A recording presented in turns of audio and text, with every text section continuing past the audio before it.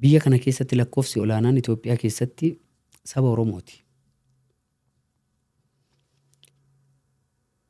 Kallattumaan waa'een Galaana Diimaa immoo eenyuma caala eenyumaan olitti saba kana ilaallata.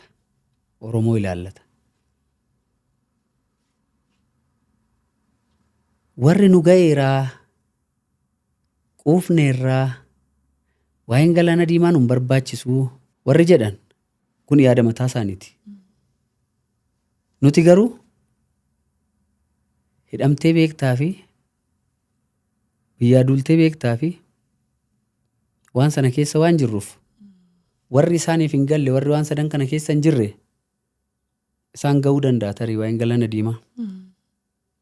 Gaaffis hin barbaachisu, eenyumaan eeyyamsiisus hin barbaachisu, karri kan itti cufame Oromootti.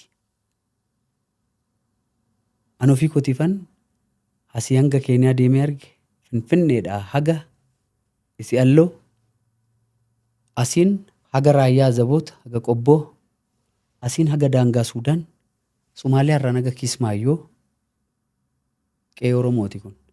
Itoophiyaa jechuun Oromiyaadha waan ta'eef. Oromoodha ilaallata. Sabaaf sablammii biyya kanaas ni ilaallata.